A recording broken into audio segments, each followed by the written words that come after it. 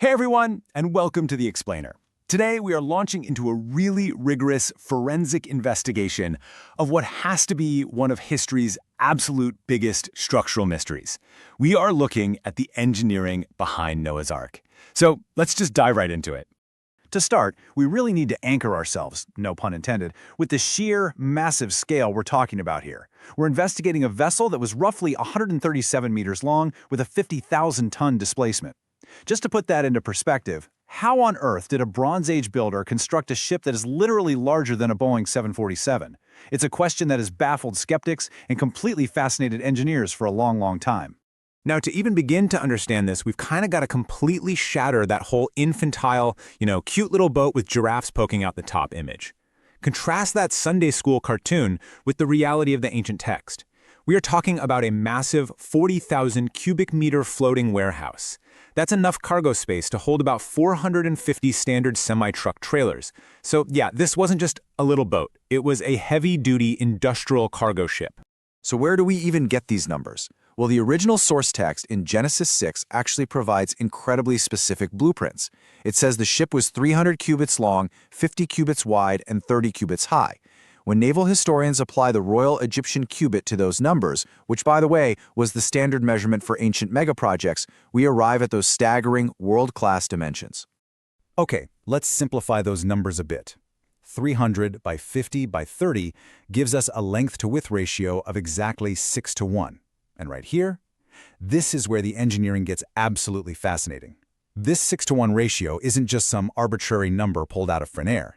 It is a mathematically perfect sweet spot. In fact, modern supertankers and giant bulk carriers still use these exact same proportions today to navigate our oceans. Think about it like a giant puzzle. When you design a ship of this scale, you are constantly fighting three competing forces. If you make a ship too narrow, sure, it's fast, but it becomes dangerously unstable, and it's super prone to flipping over in heavy seas. But if you make it too wide, it rides incredibly rough. That causes violent rocking that literally stresses the hull to its breaking point. But 6:1, that hits the exact perfect balance for stability, comfort, and structural integrity. Getting these proportions wrong would cause a wooden structure of this massive size to just twist apart. And the crazy thing is, we actually have the historical data to back this up. Back in 1604, a Dutch merchant named Peter Janssen built scale models confirming that this 6:1 ratio was highly optimal for cargo vessels surviving rough waters. Fast forward to 1993, and Dr. Hong's team at the Korean Research Institute of Ships and Ocean Engineering ran advanced computer models and wave tank simulations. They tested the biblical dimensions against 12 alternative designs, and guess what? The Ark achieved the highest overall safety index. It was capable of withstanding 30-meter waves, that is nearly 100 feet of solid water, and it could tilt almost 90 degrees before righting itself. So, the proportions were mathematically perfect. But as we know, perfect ratios don't just float by themselves. You need materials. The text instructs the builder to use something called gopher wood. And here's the real mystery of it all. The word gopher is what linguistic scholars call a hapax legomenon. That's essentially a fancy term for a word that appears only once in an entire text, with literally no parallel anywhere else to help us understand its meaning. So for about 3,000 years, experts have been debating what this wood actually was. Scholars have basically narrowed this down to three major theories. Theory 1 is cypress wood. That makes a lot of sense because it's full of naturally rot-resistant oils and was highly prized by ancient Phoenician shipbuilders. Theory 2 suggests the word actually translates to squared wood, meaning precision-cut lumber designed for super tight-fitting joints. But Theory 3? That one is probably the most intriguing. Laminated wood. Think of it like ancient plywood, bonding multiple thin layers together to completely eliminate natural weaknesses like knots. If that's true, it means the text might not be naming a species of tree at all, but rather describing a highly advanced laminated building technology. Then comes the waterproofing. The text explicitly says to cover it inside and outside with pitch or bitumen. Now, this wasn't just painted on the outside like modern paint to keep the rain off. By sandwiching the wood in thick tar on both sides, they were creating a Bronze Age composite material. The wood provides the structural strength, and the tar provides this impenetrable, waterproof armor against the elements and wood-eating shipworms. They essentially built a giant, sealed survival pod. Now, skeptics often point to the USS Wyoming. Launched in 1909, it was a massive 100-meter wooden schooner built with modern knowledge. Yet it leaked constantly, it twisted in the waves, and it eventually sank. So the obvious question is, how could a 137-meter Bronze Age ship possibly survive? Well, the answer actually lies in what the Ark was not. The Wyoming had a sleek V-shaped hull and 6 massive masts that acted like giant levers, twisting the ship in the wind. The Ark, on the other hand, was essentially just a box girder barge. No masts, no sails. A rectangular cross-section has a vastly superior moment of inertia, meaning it resists bending way more effectively than a V-shape ever could. And then there's the ancient joinery. Instead of just nailing planks to a frame, which we know loosen and fail over time, ancient Mediterranean shipbuilders used incredibly sophisticated mortise and tenon joinery.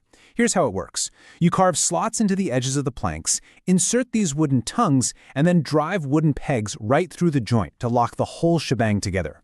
It's called shell construction. The skin itself bears the load. And honestly, here's the most brilliant part. Wood naturally swells when it gets wet, so the wetter those joints got, the tighter they became. The ocean's violent assault actually strengthened the hull. Okay, so the hull is sound, and structurally it's brilliant. But now we have to shift gears to arguably the hardest problem of all. How in the world do you keep 8 humans and an estimated 16,000 animals alive in a sealed wooden box for 371 days? Think about the sheer life support nightmare here. Rapid oxygen depletion, suffocating carbon dioxide, toxic ammonia building up from animal waste, and just the immense heat radiating from thousands of living bodies. Imagine the temperature, let alone the smell. Without a mechanical HVAC system, every modern calculation says everything inside should have suffocated within just a few weeks. And that brings us to a really fascinating architectural feature mentioned in the text, the sohar. In English, this is usually just translated as window, but its Hebrew roots actually relate more to brightness or shining. Naval architects who study this now believe the sohar wasn't just some tiny window at the top. It was highly likely a continuous, half-meter-high ventilation opening running the entire 137-meter length of the ship, all strategically protected by overhanging eaves to deflect the pounding rain. This opening perfectly utilized a passive physics mechanism called the stack effect, and it probably saved everyone inside. It works like this. First, the immense heat from all those animal bodies and decomposing waste naturally rises. That hot, toxic air flows upward and exits out through that continuous sohar gap at the top. This massive exit of air naturally creates negative pressure down below, actively pulling fresh, cool air in through lower openings. It's wild. The ship practically breathed automatically, completely powered by basic physics with absolutely zero moving parts. But wait, it gets better. Some researchers actually take this passive engineering a step further with what's called the moon pool theory. They propose there was a central shaft right in the middle of the ship that was open directly to the sea below. And guess what? Modern offshore platforms actually use this exact feature today. As massive waves rock the vessel, the water in that central shaft rises and falls like a giant piston. That piston action literally pumps fresh air through connected channels deep into the lower decks, providing forced ventilation, and it offers a direct, super easy route for waste disposal right out into the sea. It is truly astounding when you step back and look at these details side by side with modern science. The box girder structure, the perfect 6-to-1 safety ratios, the ingenious passive ventilation systems, these ancient engineering blueprints perfectly solve the massive physical challenges of a global catastrophe. What skeptics once called impossible, science now looks at as a literal engineering masterpiece. The incredible alignment of this ancient text with cutting-edge naval architecture just gives us an entirely new perspective on human history. So as we wrap up this explainer, I want to leave you with a question to really ponder. Which of these engineering details surprised you the most today? Was it the mathematically perfect 6-to-1 safety ratio? The brilliant moon pool ventilation system? Or maybe that ancient mortise and tenon joinery that actually used the ocean's assault to strengthen the ship? The intersection of ancient texts and modern engineering is just endlessly fascinating. Keep thinking about these